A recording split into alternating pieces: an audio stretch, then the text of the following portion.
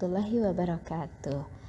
Alhamdulillah, pagi ini kita akan berjumpa kembali dalam program pesantren Ramadan atau Pesona Ramadan SMA Handayani 2 Banjaran. Nah, untuk pertemuan kita hari ini, Ibu akan membahas tentang hal-hal yang dapat membatalkan puasa. Ada beberapa hal yang dapat membatalkan puasa pada bulan Ramadan ini. Yang pertama adalah makan dan minum atau memasukkan benda lain melalui kerongkongan dengan sengaja. Kemudian muntah dengan sengaja dan bersetubuh pada waktu berpuasa. Sebagaimana kita ketahui bahwa waktu berpuasa itu dimulai dari terbitnya fajar atau subuh dan berakhir pada saat terbenamnya matahari atau waktu maghrib. Nah, bersetubuh pada waktu siang hari sebelum matahari tenggelam itu adalah haram hukumnya dan itu yang dapat membatalkan puasa.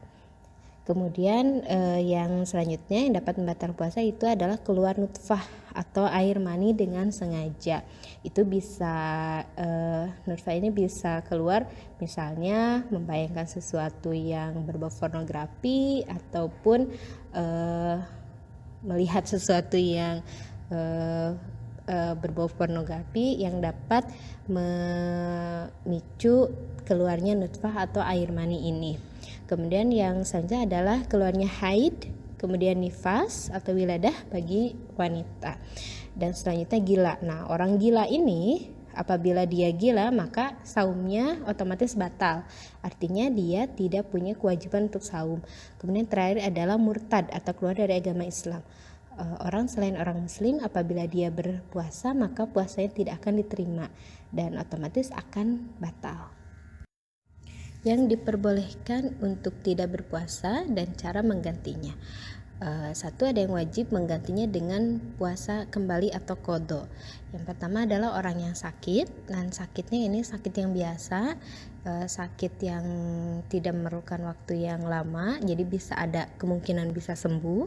Kemudian yang kedua adalah musafir atau orang yang dalam perjalanan, dan orang yang dalam perjalanan ini atau orang yang sedang bepergian ini dia pergi sedikitnya adalah sejauh 81 km dari tempat dia tinggal. Kalau di kita sekitar 3 kali jarak antara Patal dan Pangalengan. Nah, kalau dari Patal ke Pangalengan itu tidak disebut musafir karena masih kurang dari 81 km. Kemudian yang ketiga adalah yang mengganti puasa yang telah ditinggalkan dengan qadha ialah wanita yang hamil atau menyusui. Ketika hamil memang tidak dianjurkan untuk puasa Ramadan dan ketika menyusui pun tidak dianjurkan. Itu memang sangat tergantung dari kondisi ibu dan bayi. Dan untuk hamil trimester pertama itu memang sangat tidak dianjurkan untuk saum karena nutrisi dari ibu itu diserap seluruhnya oleh bayinya. Jadi kalau ibunya kekurangan nutrisi akan bisa membahayakan janinnya. Begitu juga dengan menyusui. Anak yang masih kecil di bawah 6 bulan itu hanya mendapatkan air susu ibunya untuk makanan dia sehari-hari, makanya si ibu harus terjaga dan terjamin nutrisinya. Makanya diusahakan memang tidak saum ya ketika hamil dan menyusui trimester pertama atau 3 bulan pertama wanita hamil dan 6 bulan pertama ketika menyusui. Kemudian yang terakhir adalah wanita yang haid, nifas atau wiladah. Jadi wanita yang haid, nifas atau wiladah itu tidak boleh saum dan diganti dengan saum di hari yang lain setelah bulan Ramadan yang disebut qadha. Nah, sekarang siapa orang yang harus membayar saum yang ditinggalkan dengan fidyah? Nah, dan dia tidak wajib qadha. Nah, fidyah ini adalah memberi makan orang miskin setiap hari yang ia tidak saum berupa bahan makanan pokok sebanyak 1 mud atau setara dengan 576 gram. Dan orang yang diperbolehkan untuk membayar fidyah ini antara lain satu, orang yang lanjut usia yang tidak mampu untuk berpuasa, kemudian kedua, orang yang sakit berkepanjangan dan tidak ada harapan sembuh, kemudian ketiga, wanita hamil atau menyusui yang mengkhawatirkan janin atau bayinya kalau dia memaksakan diri untuk saum, maka wanita seperti ini dia wajib membayar fidyah saja. Pembahasan kita yang terakhir adalah orang yang membatalkan puasa tetapi harus dikodok dan juga harus kifarat. Nah, siapakah orang ini yang harus bayar kodok atau puasa di hari lain dan juga harus membayar kifarat?